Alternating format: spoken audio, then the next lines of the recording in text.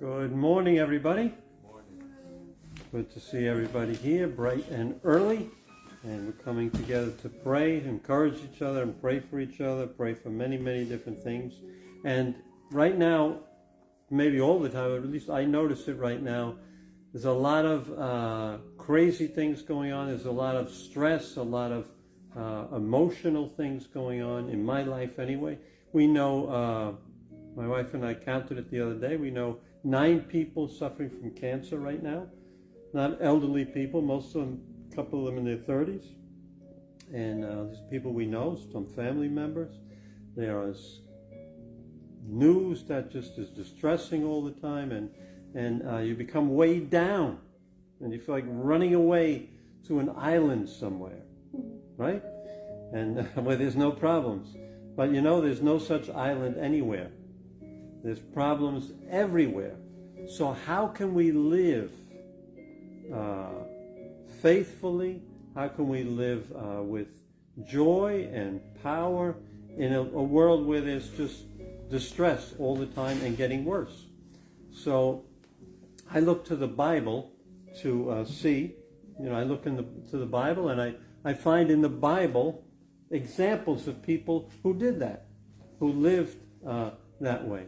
And I think particularly of King David. King David. David went through everything. He faced Goliath, which was a situation that scared everybody else. And sometimes we face scary situations, or it seems the thing impossible for us. He had a great failure in his life with Bathsheba. And sometimes we have failures in our lives also. But he overcame that. He had a tragedy in his family where his son betrayed him, wanted to kill him, take over the throne. He had to run, but he made it through that. So I say, what was David's, I don't really want to use the word secret, but what was his source, so to speak, of being able to live through all those things? Because I want to learn too. And I think the answer is in Psalm 108. I know the answer is in Psalm 108. I'm going to read verse 1 through 4. And verse 1, the first part, is the most important part. And actually verse 1 through 4 is word for word repeated in Psalm 57, 7 through 11. So he has it twice in 2 of his Psalms. So I know this is key in David's life, key in his life. And so he says in verse 1, "My heart, O God, is steadfast." My heart is steadfast. So David lived from the inside out, so to speak. And his heart, a heart means our inner person. Inner person. His inner person was steadfast. That means it was unmovable. Things could happen. There could be a storm going on around him, like there is in our lives. But he had that place inside where his heart, his inner person, was steadfast, focused on God, confident in God. So when he faced Goliath, everybody else was afraid. But his heart was steadfast. And he was able to face Goliath in God's power. And we can do the same. When our heart is steadfast, we can face difficult and challenging situations with that confidence in our heart. That we have God with us. And God's power is going to get us through. God's going to help us to conquer this situation. He faced his own failure, horrible failure, but he recovered from it. He didn't get stuck in his life because of that failure, because his heart was steadfast. He knew God was forgiving, merciful, and he knew that on a deeper level than ever before after he failed. And he was able to overcome the emotional trauma of his son betraying him and trying to kill him. I can't even imagine that. Can you imagine that? Your child trying to kill you? I can't imagine something like that. But his heart was steadfast. And so he says, my heart is steadfast. And then he says, I will sing and make music with all my soul.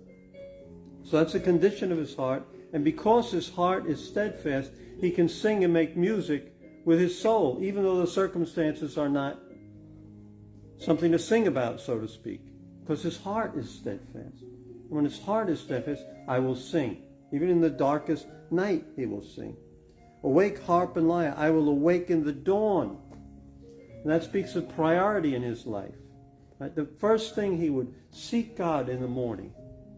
And you guys that are here this morning, you're doing that. And I hope you do that every day. I try to do that every day. I miss some days. But I try to, first thing, seek God. And it gives you a steadfast heart for the day that's coming up. Because the day rushes at you immediately. Immediately it rushes at you. The text messages, the calls, the situations, the job, it rushes at you. If you don't have that time that, he said, I will awaken the dawn. That means he gets up before the sun comes up. And he wakes up the dawn. So he has that as a priority. He knows I've got to get my heart steadfast for this day. For this today, I got to get my heart focused and steadfast. Then he says, I will praise you, Lord, among the nations. So among the nations. So his heart is steadfast, even though he's among the nations. And the nations are not following God at that time. But his heart, all you can take care of is yourself.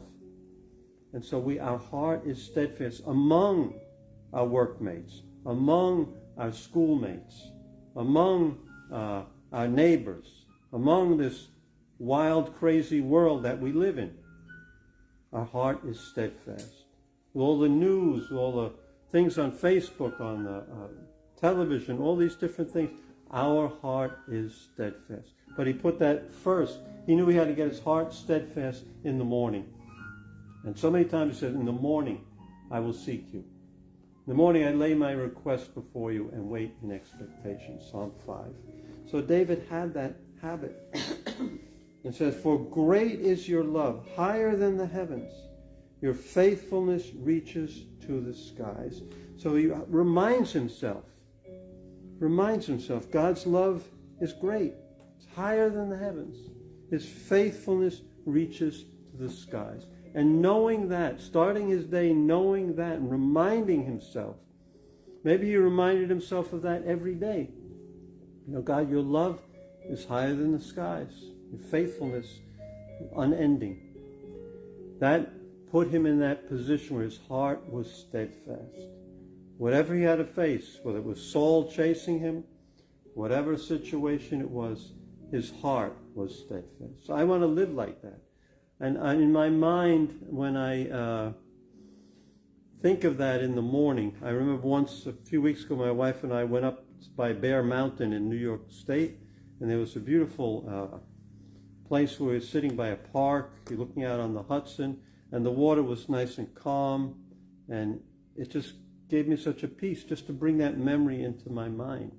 But sometimes in the morning, when I have my time, I go to the kitchen, have some time with God. I just look out the window, and I just think of that scene, and I read a psalm, and I meditate on it, and it helps my heart to become steadfast. Whatever I have to face in that day, whatever's coming at me. And I'll tell you the truth, if I didn't do that, I don't think I would make it most days. I wouldn't make it. Too many things going on. Too many things I have to do. And too many problems. But with our hearts steadfast, we can go through everything. That's the key. That's the secret, so to speak. My heart, oh God, is steadfast. My body may be failing. Family may be falling apart. Situations in the world may be crazy. But my heart is steadfast. So that's our challenge for today. And we're going to pray. We have a few worship songs, then we're going to pray. If you're watching this on Facebook Live, then you can put a prayer request there. There's some prayer points there on the post. And so let's come into that place of a steadfast heart today.